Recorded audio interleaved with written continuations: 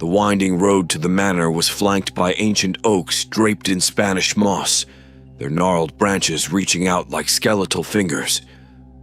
The marshlands sprawled on either side, an endless expanse of murky water and reeds swaying gently in the breeze. The sky was an overcast gray, casting an eerie pallor over the landscape. The Marshall family's car bumped along the gravel driveway, the manor slowly coming into view. It was a grand, Gothic structure with towering spires and ivy-clad walls. Despite its beauty, an air of melancholy hung over it, as if the manor itself were mourning some long-forgotten sorrow. "Here we are," Mark Marshall announced, trying to inject enthusiasm into his voice. His wife, Laura, smiled wearily from the passenger seat, her eyes filled with a mixture of excitement and apprehension. "Wow, it's huge," Emily, their 13-year-old daughter, exclaimed from the back seat, her face pressed against the window. Her younger brother, James, stared wide-eyed, clutching his favorite stuffed toy for comfort. The family stepped out of the car, stretching their limbs and taking in their new surroundings. The air was thick with the scent of damp earth and decaying leaves, a constant reminder of the marshlands encircling them. Laura approached the front door, its heavy wooden surface adorned with intricate carvings. She turned the ancient key in the lock, and with a creak, the door swung open to reveal a grand foyer. A massive chandelier hung from the ceiling, its crystals catching the dim light filtering through stained glass windows. "Welcome to our new home," Mark said, wrapping an arm around Laura's shoulders. "It's going to be great, you'll see." As they began exploring the manor, each room seemed to tell a story. The library was filled with dusty old books, their leather spines cracked and faded. The parlor, with its ornate furniture and cobweb-draped chandelier, felt frozen in time. In the dining room, a long table stretched out beneath a tapestry depicting a hunting scene, the eyes of the embroidered animals seeming to follow their every move. In the upstairs hallway, Emily and James raced to choose their bedrooms. Emily claimed a room with a large bay window overlooking the marsh, while James settled into a cozy nook at the end of the hall. "Mom, Dad, you have to see this!" Emily called out, standing at her window. "The view is amazing!" Mark and Laura joined her, looking out over the mist-shrouded marshlands. The water gleamed with an unnatural sheen, and the reeds whispered secrets in the breeze. As night fell, the family gathered in the living room, the flickering flames of the fireplace casting dancing shadows on the walls. They unpacked a few boxes, trying to make the vast, echoing space feel more like home. Just as they were beginning to relax, a sudden noise echoed through the house, a low, mournful wail that sent shivers down their spines. Laura glanced at Mark, her eyes wide with alarm. "What was that?" James whispered, clutching his stuffed toy tighter. "Probably just the wind," Mark said, though his voice lacked conviction. The wail came again, this time louder and more insistent. It seemed to seep from the very walls, filling the room with an overwhelming sense of despair. Laura stood, her face pale. "Maybe we should check it out, just to be sure." Mark nodded, and together they made their way down the darkened hallway, the children close behind. The sound led them to a door at the end of the corridor, its wood warped and splintered with age. Mark hesitated, then turned the knob. The door creaked open to reveal a narrow staircase descending into darkness. "Stay here," he told Laura and the kids, then took a deep breath and began to descend. The air grew colder with each step, and the wailing grew louder, more anguished. At the bottom of the stairs, Mark found himself in a dank, musty cellar. The walls were lined with shelves holding old, forgotten items, rusty tools, decaying furniture, and boxes of yellowed newspapers. In the center of the room stood a large, ancient mirror, its surface tarnished and cracked. The wailing seemed to emanate from it, filling the cellar with its sorrowful cry. Mark approached the mirror, feeling a chill run down his spine. As he reached out to touch its surface, the wailing stopped abruptly, plunging the cellar into an eerie silence. He stood there for a moment, heart pounding, then hurried back up the stairs to his waiting family. "It's just an old mirror," he said, forcing a smile. "Nothing to worry about." But as they returned to the living room, the uneasy feeling lingered, like a shadow that refused to be dispelled. The manor was beautiful, yes, but it held secrets, dark, haunting secrets that were just beginning to stir. The next morning dawned gray and misty, the fog curling around the manor like ghostly tendrils. The family gathered in the kitchen, trying to shake off the unsettling events of the previous night. The kitchen, with its old-fashioned appliances and worn wooden countertops, held a quaint charm that contrasted sharply with the sense of foreboding permeating the manor. Mark was determined to make the best of their new home. "Why don't we spend the day exploring?" he suggested, trying to sound enthusiastic. "There's bound to be some interesting history in a place like this." Laura nodded, though her eyes still held a trace of worry. "Sounds like a good idea. Let's see what we can find." They split up, each taking a different part of the manor. Emily and James, ever curious, made their way up to the attic, a place Emily had been eager to explore since their arrival. The attic was a vast, dusty space filled with old trunks and forgotten relics. Sunlight streamed in through a small, dirty window, casting long shadows that danced across the floor. "Look at all this stuff!" Emily exclaimed, opening a trunk and pulling out a yellowed lace dress. "It's like stepping back in time." James wandered over to a dusty old portrait leaning against the wall. It depicted a stern-looking man in a dark suit, his eyes cold and piercing. "Who do you think this is?" he asked, showing the portrait to Emily. "I don't know," Emily replied, studying the portrait. "Maybe someone who used to live here?" Meanwhile, downstairs, Mark and Laura were exploring the library. The room was lined with towering bookshelves, each filled with volumes that seemed to have been untouched for decades. As they browsed the shelves, Laura pulled out a leather-bound diary, its cover cracked and worn. "Mark, look at this," she said, opening the diary carefully. The pages were filled with elegant, flowing script. "It's a diary from the early 1900s. They sat down at a large wooden table and began to read. The diary belonged to a woman named Eleanor Blackwood, who had lived in the manor with her family.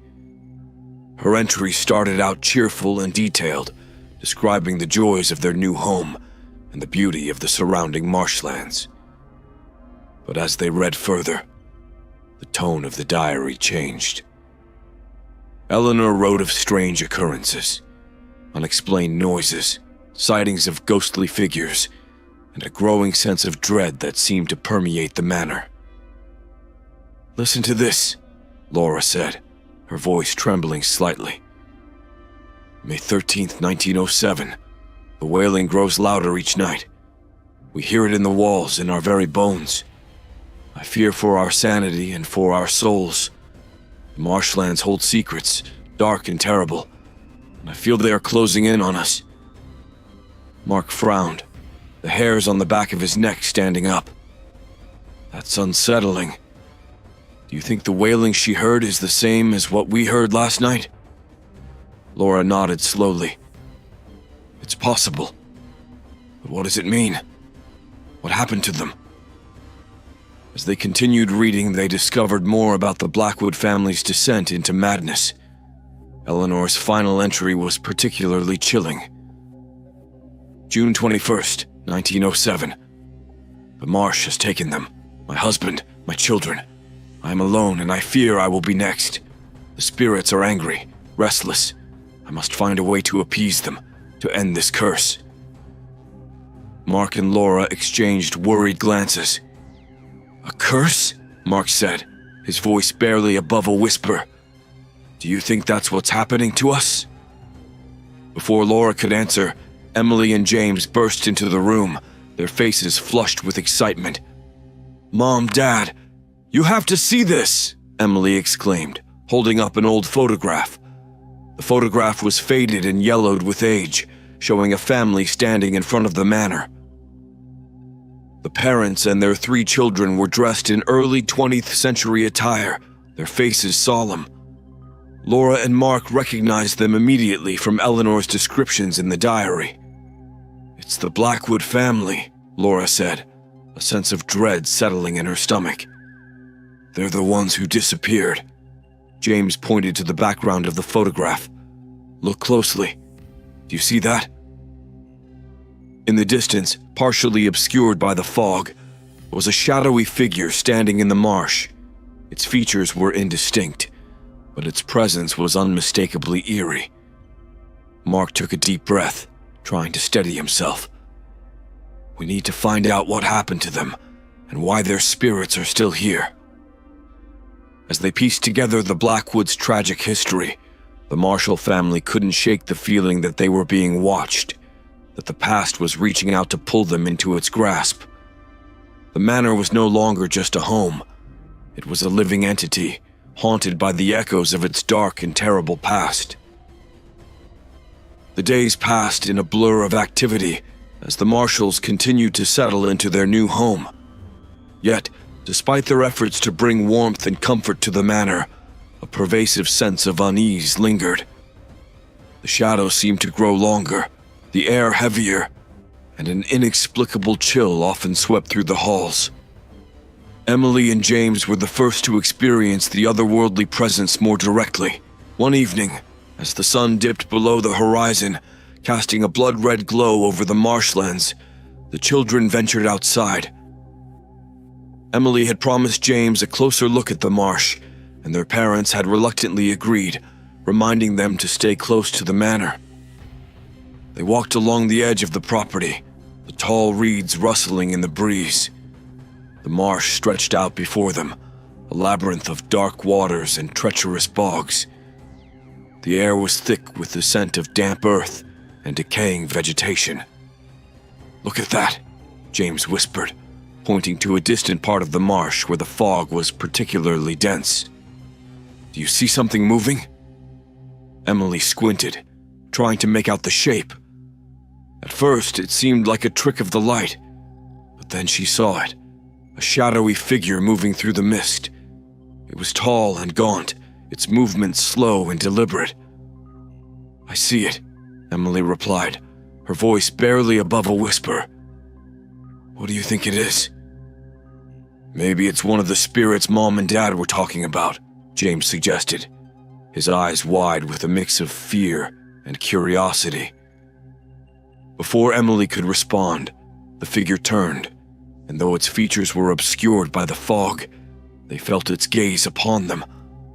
A wave of cold dread washed over them, and they turned and ran back to the manor, hearts pounding. They burst through the front door, breathless and shaken. "Mom! Dad!" Emily called out, her voice tinged with panic. "We saw something in the marsh!" Mark and Laura, who had been unpacking boxes in the living room, rushed to the foyer. "What happened?" Mark asked, his concern evident. "There was a figure in the fog," James said, his voice trembling. "It was watching us." Laura knelt down and hugged them both tightly. "It's okay. You're safe now. But we need to be careful. The marsh can be dangerous, especially at dusk." That night, the family huddled together in the living room, the fire crackling in the hearth. The oppressive atmosphere seemed to press in on them, and every creak and groan of the old manor set their nerves on edge. As the clock struck midnight, Emily and James were tucked into their beds, the comforting glow of nightlights keeping the darkness at bay. But sleep did not come easily. Emily lay awake, her mind replaying the eerie sight in the marsh, while James clutched his stuffed toy tightly, his eyes darting to the shadows in the corners of his room. Laura and Mark, too, found it difficult to rest. The discovery of Eleanor Blackwood's diary and the photograph had left them with more questions than answers. They pored over the diary late into the night, hoping to uncover more clues about the Manor's sinister past. Around 3 a.m, a sound echoed through the Manor, a soft, mournful cry that seemed to come from everywhere and nowhere at once. Laura sat up in bed, her heart racing. "Did you hear that?" she whispered to Mark. He nodded, his expression grim. "It's the wailing again. We need to figure out what's causing it." The next day, the family decided to explore more of the Manor's hidden corners. Mark had noticed a small, concealed door in the library, partially hidden behind a tall bookshelf. With some effort, he managed to move the bookshelf aside, revealing the door in full. "Let's see what's behind here," he said, opening the door. They found a narrow staircase leading down to a hidden basement, its walls lined with old, crumbling brick. The basement was a large, dimly lit room filled with forgotten relics. Cobwebs hung from the ceiling, and the air was thick with dust. In one corner, they found an old chest, its wood darkened with age.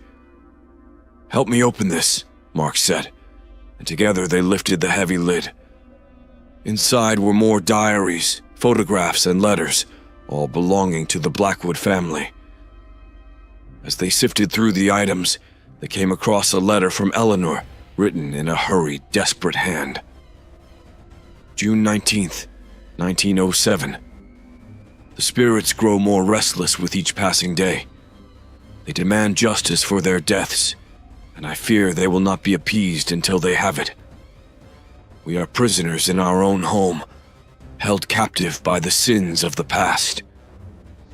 Laura looked up from the letter, her face pale. What sins? What could have happened here that was so terrible?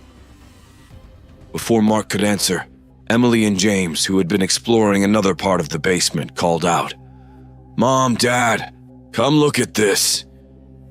They hurried over to find the children standing in front of a large old mirror, much like the one in the cellar. This mirror, however, was different. It was covered in strange symbols and runes, etched into the glass. As they stared into the mirror, the surface began to ripple and ghostly figures appeared within the glass. The spirits of the Marsh, their faces twisted in sorrow and anger, reached out as if trying to escape their glassy prison. The sight was both mesmerizing and terrifying. Laura clutched Mark's arm. "What is this? What does it mean?" Mark shook his head, his eyes wide with horror. "I don't know, but I think we're beginning to understand why this place is haunted. We need to find out what happened here and how to stop it." The mirror's ghostly inhabitants continued to writhe and wail, their mournful cries echoing through the basement. The Marshalls knew that they were not alone in the manor, and the spirits of the marsh would not rest until their story was told, and their anguish was finally laid to rest. The next morning, the sun struggled to penetrate the thick fog that had settled over the marshlands. The manor seemed to brood under the gray sky, its Gothic spires piercing the mist. The family gathered in the kitchen for breakfast, their conversation hushed and filled with an unspoken tension. "We need to learn more about this place," Mark said, breaking the silence. "There's something connecting these hauntings to the marsh. We need to understand what it is." Laura nodded in agreement. "I remember the townsfolk mentioning something about the marshlands when we first arrived. Maybe we should talk to them and see what they know." With a plan in mind, they drove to the nearby town, a quaint place with narrow streets and old-fashioned shops. The townspeople were friendly but guarded, their smiles tinged with a hint of wariness when the Marshalls mentioned the manor. At the local diner, they met an elderly man named Henry, who had lived in the town his entire life. He was a wiry, weathered figure with a face like aged leather and eyes that had seen too much. "You folks moved into the old Blackwood Manor, didn't you?" Henry said, his voice gravelly. "That place has a dark history, it does." Mark leaned forward. "Can you tell us more about it? We've been experiencing some strange things." Henry sighed and took a sip of his coffee. "The marshlands are cursed, you see. It all started back in the early 1900s when Eleanor Blackwood lived there with her family. They were good people, but something terrible happened." He paused as if searching for the right words. "Eleanor's husband, Thomas, was involved in some shady dealings. People said he cheated some men out of their land, leaving them to drown in the bog. Those men were angry, and they cursed the manor and the marshlands, vowing that their spirits would never rest until justice was done." Laura shivered. "So, the hauntings, they're because of this curse?" Henry nodded solemnly. "That's right. The spirits of those who drowned in the marsh are trapped there, reliving their deaths over and over. They haunt the manor, seeking vengeance for their untimely demise." Emily, who had been listening quietly, spoke up. "Is there any way to break the curse? To help the spirits find peace?" Henry looked thoughtful. "There might be. Some say that if the truth of what happened is brought to light, and those wronged are given a proper burial, the curse can be lifted. But it won't be easy. The marsh doesn't give up its secrets willingly." Armed with this new knowledge, the marshals returned to the manor with a renewed sense of purpose. They decided to start by exploring the marshlands more thoroughly, hoping to uncover evidence of the past that might help them understand the curse and find a way to break it.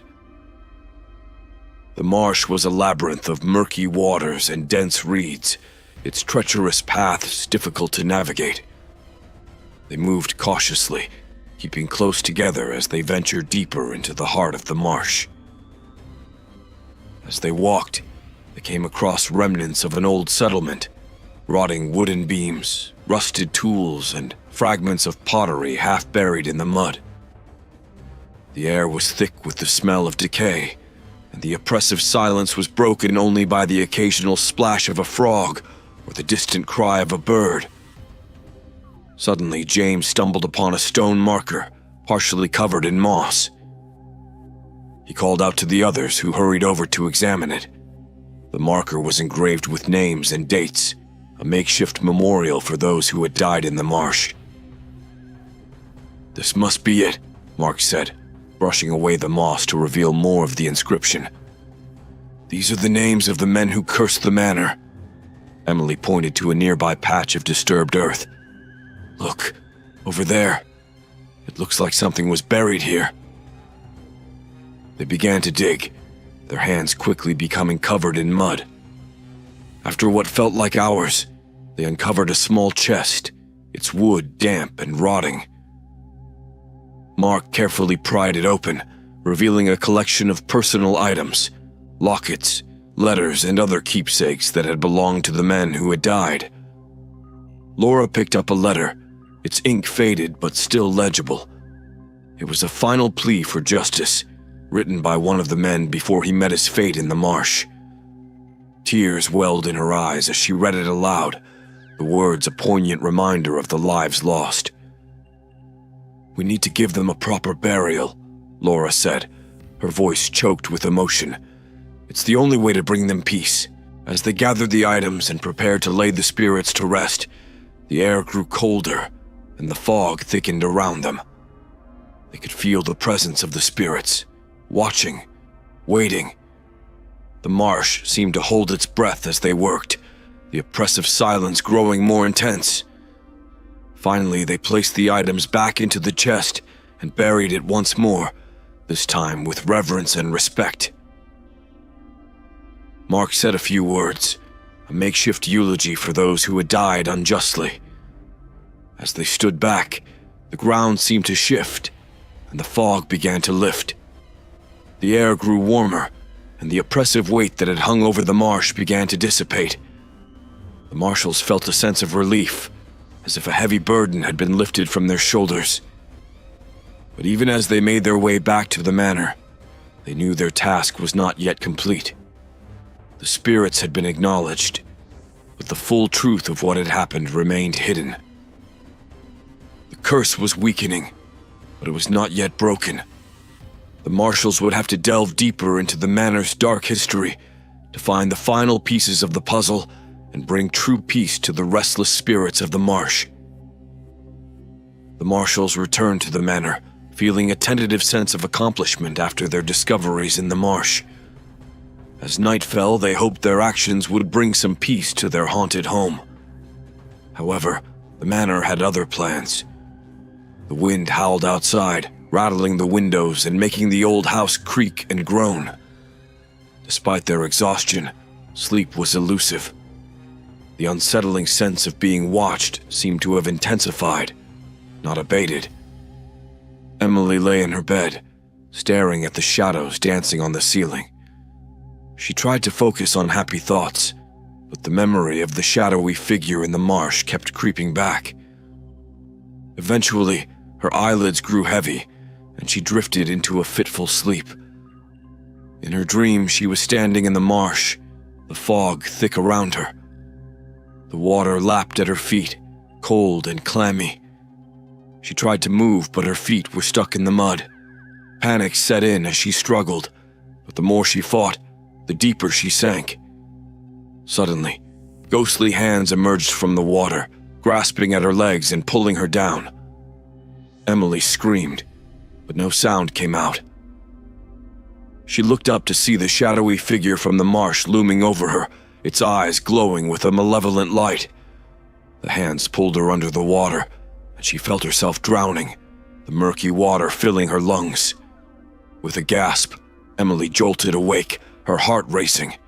She was drenched in sweat, her sheets twisted around her legs. She looked around, trying to reassure herself that it was just a dream, but the oppressive atmosphere of the room made it hard to breathe. Down the hall, James was having his own nightmare. He was in the Manor's basement, the walls closing in around him. He could hear the wailing of the spirits, growing louder and more desperate. He ran through the dark corridors, trying to find a way out, but every door he opened led him back to the same room with the mirror. The mirror's surface rippled, and ghostly faces pressed against the glass, their eyes filled with sorrow and rage.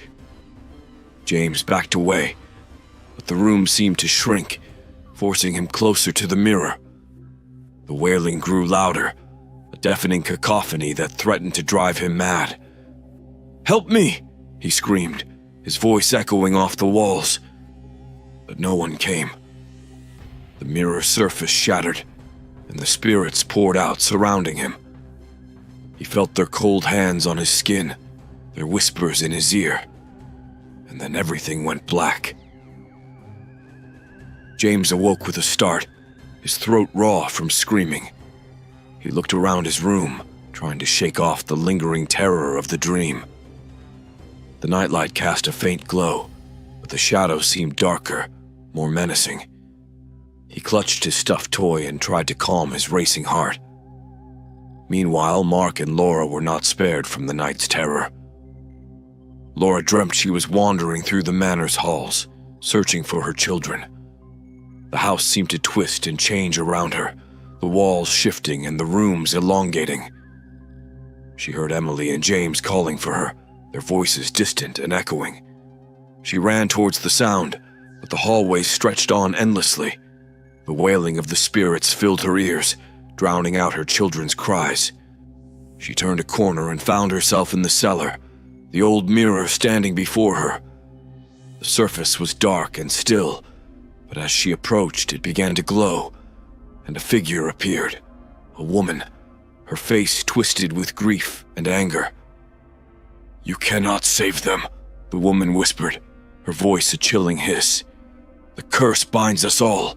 Laura tried to scream, but no sound came out. The woman reached through the mirror, her hand cold and clammy, and touched Laura's face.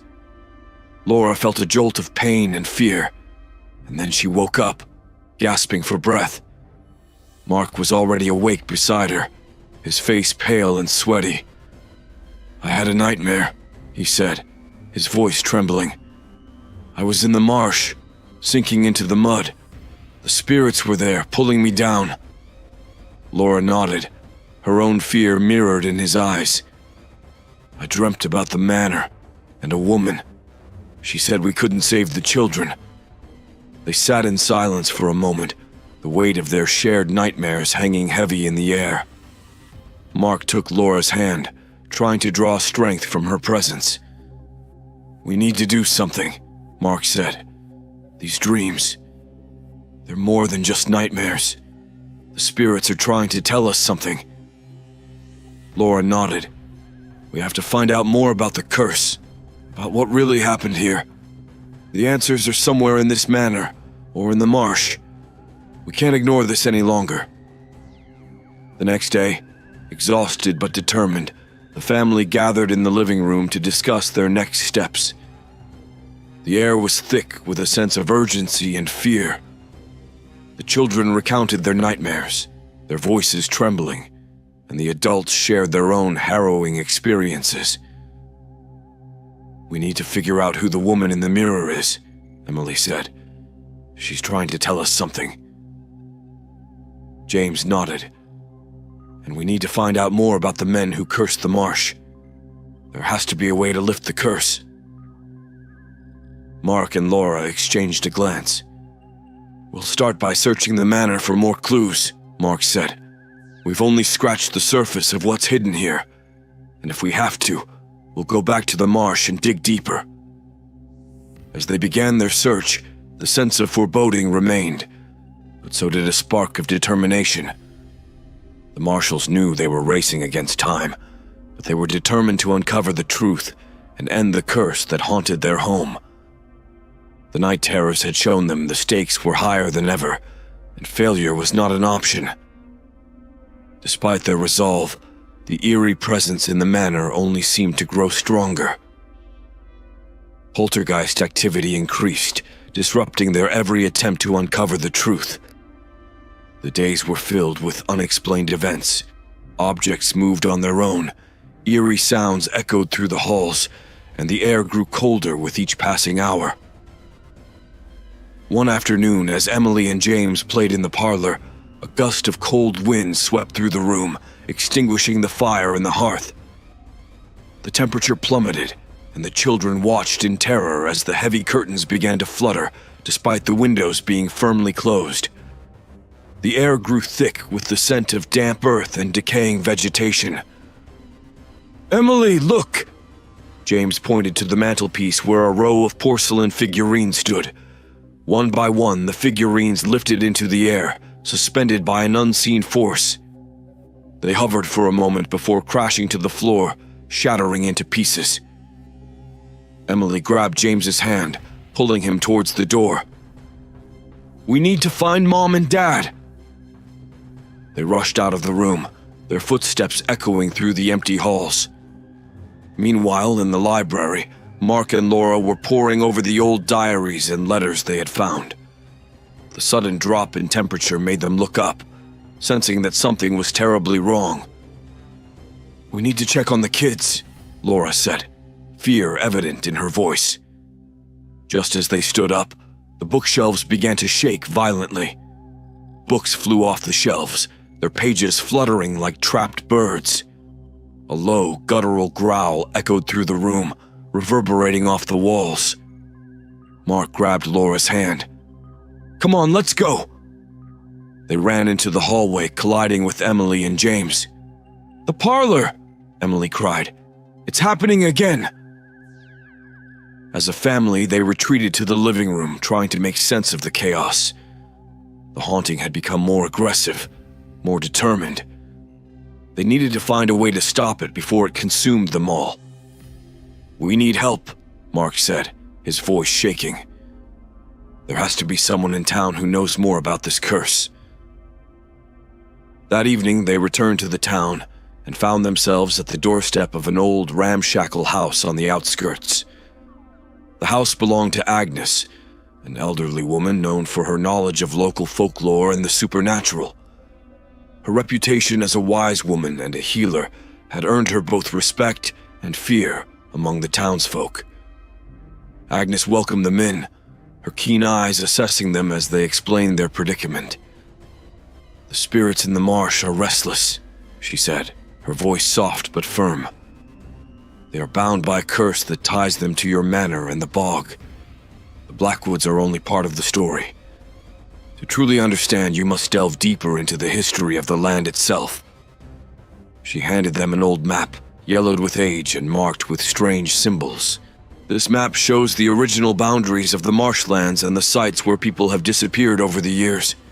You must go to these places and find what binds the spirits there." The marshals thanked Agnes and returned to the manor, feeling a renewed sense of purpose. They studied the map, plotting their course through the marshlands. As night fell, they knew they had to act quickly. The spirits were growing more powerful, and time was running out. The next morning, they set out for the first location marked on the map. The path led them deep into the marsh, where the fog was thick and the ground treacherous. They trudged through the muck, their footsteps squelching in the mud. The oppressive silence was broken only by the occasional croak of a frog or the rustle of reeds. The first sight was an old, dilapidated shack, half sunken into the bog. They approached cautiously, the air heavy with a sense of foreboding. Inside, they found remnants of a past life, rusted tools, tattered clothing, and a journal, its pages barely legible. "This belonged to a man who cursed the manor," Laura said, carefully opening the journal. The entries told of a desperate struggle to survive, a deep resentment towards Thomas Blackwood, and a final cryptic note. "The truth lies buried where the willow weeps." "The willow tree," Mark said, his eyes lighting up. "We passed a large willow on our way here." They hurried back to the willow tree, its long, drooping branches swaying gently in the breeze. The ground beneath it was soft and spongy. They began to dig, the mud clinging to their hands and clothes. After what felt like hours, they uncovered a small, ornate box. Inside was a lock of hair, a tarnished locket, and a letter. The letter revealed a heartbreaking truth. Thomas Blackwood had wronged these men not just in business, but in love. The locket belonged to Eleanor, who had been forced to marry Thomas, leaving behind the man she truly loved, one of the cursed souls. "They loved each other," Laura whispered, tears in her eyes. But Thomas's greed and jealousy destroyed them. The family solemnly reburied the box, saying a prayer for the lost souls. As they did, the air grew warmer, and the oppressive feeling lifted slightly. They knew they had made progress, but the curse was still not fully broken. Over the next few days, they visited the other locations marked on the map, uncovering more pieces of the tragic puzzle. Each site revealed more about the lives lost to the marsh, the injustices that had been done, and the deep sorrow that bound the spirits to the manor. The hauntings continued, but with each revelation, the spirits grew less aggressive, as if acknowledging the family's efforts to understand and make amends. The manor seemed to breathe easier, the air less oppressive, but the final piece of the puzzle eluded them. They had one last place to visit, the heart of the marsh where the land was said to be the most treacherous. It was there that they hoped to find the key to breaking the curse once and for all. As they prepared for their final journey into the marsh, the family knew they were venturing into unknown and dangerous territory. The spirits were counting on them, and the stakes had never been higher. They could feel the weight of the past pressing down on them, urging them forward, towards a final reckoning with the curse that had haunted their lives. The morning dawned bleak and gray as the Marshall family prepared for their final expedition into the heart of the marsh. Armed with the old map and the knowledge they had gained, they set out with a sense of determination and trepidation. The fog was thicker than ever, swirling around them in ghostly tendrils as they made their way through the dense reeds and treacherous bogs. The path led them deeper into the marsh, where the air grew colder and the landscape more foreboding. The ground was soft and unstable, threatening to swallow them with every step. They moved cautiously, staying close together, their eyes scanning the mist for any sign of danger. After hours of trudging through the muck, they arrived at the heart of the marsh. The place was eerily quiet, the only sound the distant croak of a frog. In the center of the clearing stood an ancient, twisted tree, its gnarled branches reaching out like skeletal arms. Beneath the tree, the ground was sunken and disturbed, as if something had been buried there long ago. "This must be it," Mark said, his voice barely above a whisper. "The final piece of the puzzle." They began to dig, their hands trembling with anticipation and fear. The earth was cold and clammy, clinging to their fingers as they unearthed the hidden secrets of the past. After what felt like an eternity, they uncovered a large, ornate chest, its wood darkened with age and covered in strange symbols.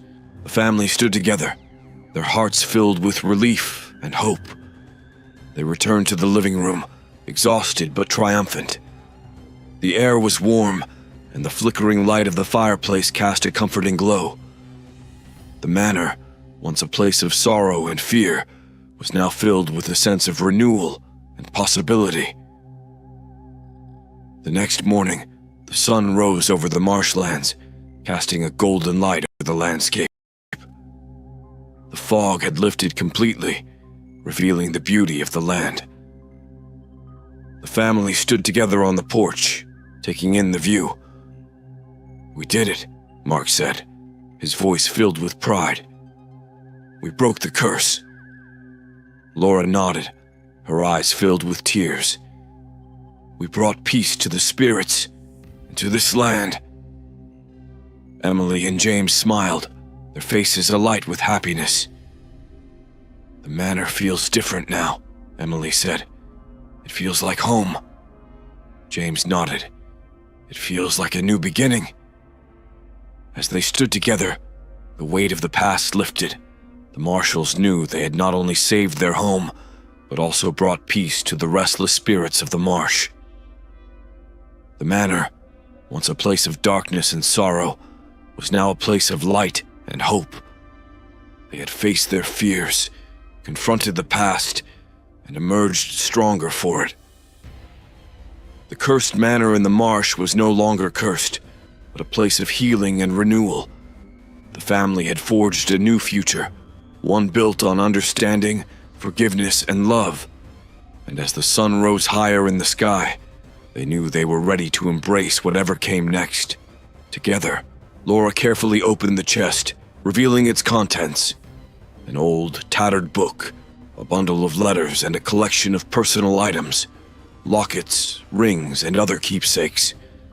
The air around them grew colder, and the faint sound of whispering voices filled the clearing. "These must belong to the spirits trapped here," Laura said, her eyes filling with tears. "We need to understand their story." They gathered around the chest, opening the old book and reading the faded, handwritten entries. It was a journal, detailing the lives of the men who had cursed the manor and the marsh. Their story was one of love, betrayal, and vengeance. Thomas Blackwood had indeed wronged these men, not only in business but also in matters of the heart. He had driven them to desperation, and in their anger and despair, they had turned to dark rituals to curse the land and the manor. They believed that by binding their souls to the marsh, they could exact their revenge and ensure that Thomas would never find peace. As the family read the journal, the whispers grew louder, the voices of the spirits filling the air. They were demanding justice, pleading for release from their eternal torment. The Marshalls knew they had to act quickly. "We need to give them a proper burial," Mark said, his voice firm. "It's the only way to break the curse and set them free." They carefully reburied the chest, saying prayers and offering words of forgiveness and reconciliation. The air grew warmer, and the oppressive feeling that had hung over the marsh began to lift. The spirits seemed to quiet, their whispers fading into the background.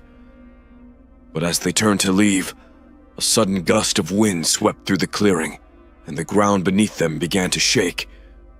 The ancient tree groaned and twisted, its branches reaching out as if trying to grasp them. The spirits were not yet appeased.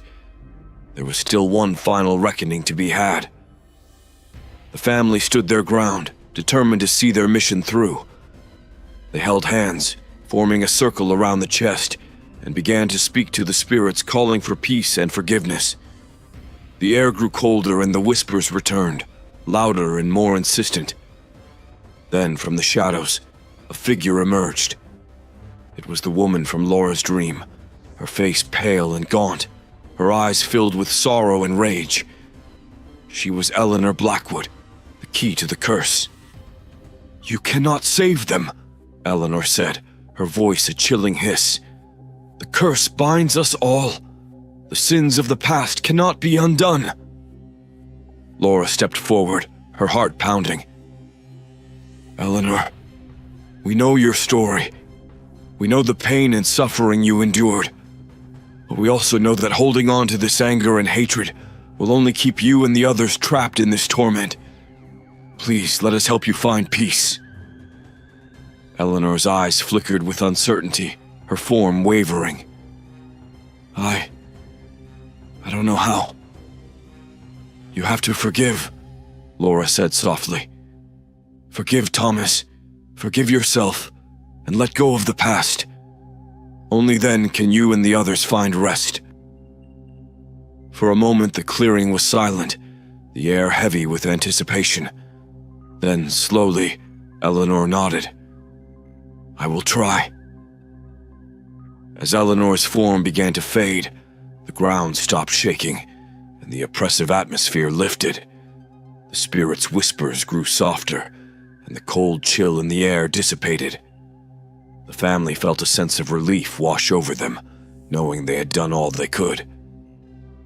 They returned to the manor, exhausted but hopeful. The house seemed lighter, the shadows less menacing. The spirits had found some measure of peace, but the Marshalls knew their work was not yet done. They still had to uncover the full truth and ensure that the curse was completely lifted. That night, for the first time since moving in, they slept soundly, free from nightmares. The manor was still haunted, but the spirits were no longer vengeful. The Marshalls had made progress, but the final pieces of the puzzle still eluded them. They would continue to delve into the manor's dark history, determined to bring true peace to the restless souls of the marsh. The next morning, the Marshalls woke with a renewed sense of purpose. The air was crisp, and the fog had lifted slightly, revealing more of the marsh's haunting beauty. They knew they were close to breaking the curse, but one final task remained: confronting the spirits and performing the ritual to release them. As they gathered in the kitchen, Mark spread out the old map and pointed to a clearing deep in the marshlands, marked with an intricate symbol. "This is where we need to go. It's the central point of the curse, where the final ritual must be performed." Laura nodded, her resolve firm. "We need to do this tonight, at midnight. That's when the spirits are most active, and the veil between our world and theirs is thinnest." The family spent the day preparing for the ritual. They gathered the items they had uncovered, the diaries, the letters, and the personal keepsakes, and placed them in a sturdy wooden box. They also collected candles, incense, and other items they would need for the ritual. As the sun set and the shadows lengthened, they made their way to the clearing. The path was treacherous, the marshland's uneven terrain making every step a challenge. The air grew colder and thicker as they approached the heart of the curse, the oppressive atmosphere returning with a vengeance. They reached the clearing just as the moon rose, casting an eerie silver light over the landscape. The ancient tree stood in the center, its twisted branches reaching out like skeletal arms. The ground beneath it was sunken and disturbed, as if something were buried there. Mark set up the candles around the clearing, their flickering flames casting long shadows. Laura lit the incense, the fragrant smoke curling into the night air. Emily and James stood close by, holding hands and trying to stay calm. At the stroke of midnight, they began the ritual. Laura opened the wooden box and took out the diaries and letters, reading aloud the stories of the men who had cursed the land. The air grew colder, and the spirit's whispers filled the clearing, growing louder and more insistent.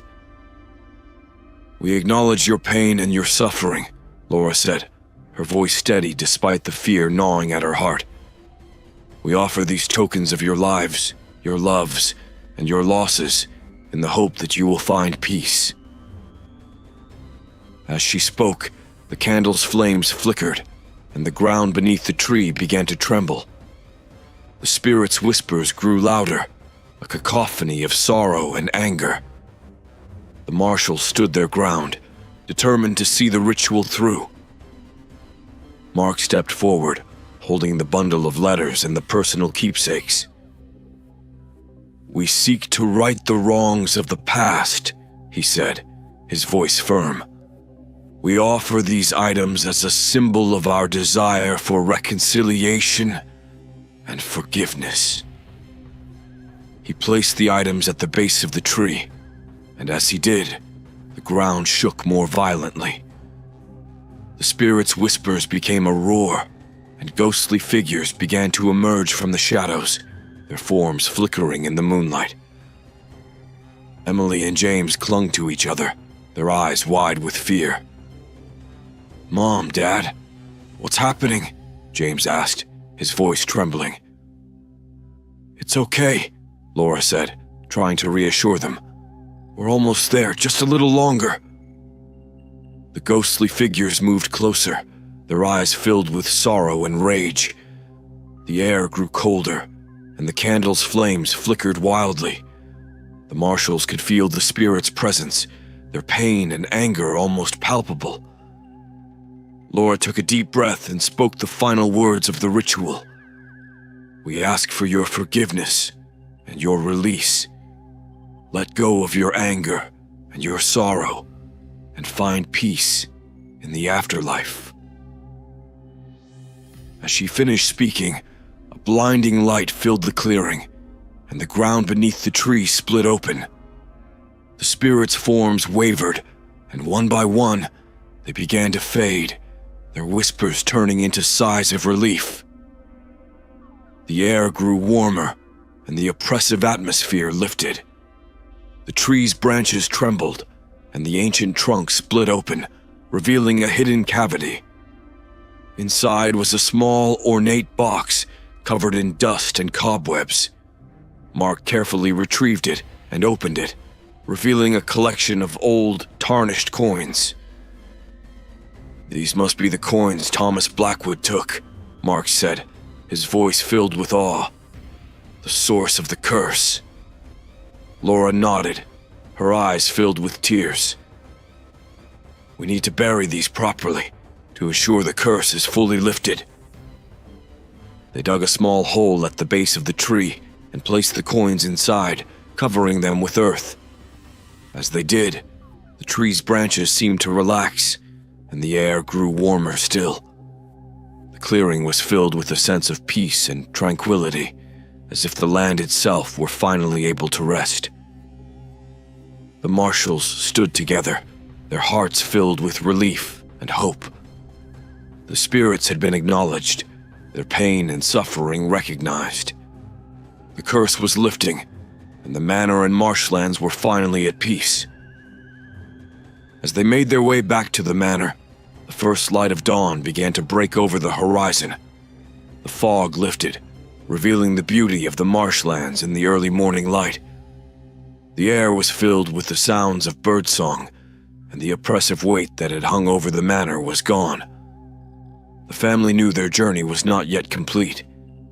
They would continue to uncover the secrets of the manor and the marshlands to ensure the curse was fully lifted and the spirits truly at peace. But for now, they could rest, knowing they had taken a significant step towards breaking the curse and freeing the souls trapped by its dark power. The morning sun cast a warm, golden light over the manor, the fog having finally dissipated. The Marshalls returned to their home with a sense of accomplishment, yet they knew the final confrontation was yet to come. The curse was weakening, but its hold on the manor had not been completely severed. They spent the day preparing for the final reckoning. Emily and James helped their parents gather the remaining diaries, letters, and artifacts they had collected. They laid everything out in the living room, creating a comprehensive map of the manor's dark history. They knew they needed to confront the spirits one last time to ensure that all wrongs were righted and the curse lifted entirely. As night fell, a thick, unnatural silence settled over the manor. The air grew heavy and the temperature dropped. The family gathered in the living room, their faces illuminated by the flickering light of the fireplace. They held hands, drawing strength from one another. "It's time," Mark said, his voice steady but filled with a sense of urgency. "We need to go to the cellar. That's where it all began, and that's where it will end." They descended the narrow staircase into the cellar, the air growing colder with each step. The old mirror stood in the center of the room, its surface dark and foreboding. The whispers of the spirits grew louder, echoing off the walls and filling the room with a sense of impending doom. Laura placed the diaries and letters around the mirror, forming a circle. "We need to summon the spirits and confront them directly," she said, her voice trembling slightly. "We need to show them we understand their pain and seek to make amends." Mark nodded, taking a deep breath. "Spirits of the marsh, we call upon you," he said, his voice echoing through the cellar. "We seek to understand your suffering and to help you find peace." The air grew colder, and the whispers intensified. The surface of the mirror began to ripple, and ghostly figures emerged, their faces twisted with sorrow and rage. The room was filled with an oppressive energy, the weight of the past pressing down on them. Eleanor Blackwood appeared first, her form flickering like a candle in the wind. "Why have you summoned us?" she asked, her voice a chilling hiss. "We seek to end the curse," Laura said, stepping forward. "We know the pain and suffering you endured. We know the injustices that were done to you and the others. We want to help you find peace." The other spirits began to emerge from the shadows, their faces filled with anger and sorrow. They moved closer, their forms flickering in the dim light. Mark held up the bundle of letters and keepsakes. "These are the tokens of your lives, your loves, and your losses," he said. "We offer them as a symbol of our desire for reconciliation and forgiveness." The spirits' whispers grew louder, a cacophony of emotions filling the room. The air grew colder, and the ground beneath them began to tremble. The family stood their ground, their hearts pounding with fear and determination. Emily and James stepped forward, holding hands. "We're sorry for what happened to you," Emily said, her voice steady. "We want to help you find peace." James nodded. "Please let go of your anger and find rest." The spirits seemed to hesitate, their forms wavering. Eleanor stepped closer, her eyes filled with a mixture of sorrow and hope. "We have suffered for so long," she said softly. "We have been trapped by our anger and pain." Laura reached out, her hand trembling. "You don't have to suffer anymore," she said. "Let us help you find peace." The ground stopped shaking, and the air grew warmer. The spirits' forms began to fade, their whispers turning into sighs of relief. The oppressive energy lifted, and the cellar was filled with a sense of tranquility. Eleanor smiled, her form becoming more solid. "Thank you," she said. "We can finally find rest." As the spirits faded away, the mirror's surface grew still and clear. The oppressive atmosphere that had plagued the manor for so long was gone, replaced by a sense of peace and calm.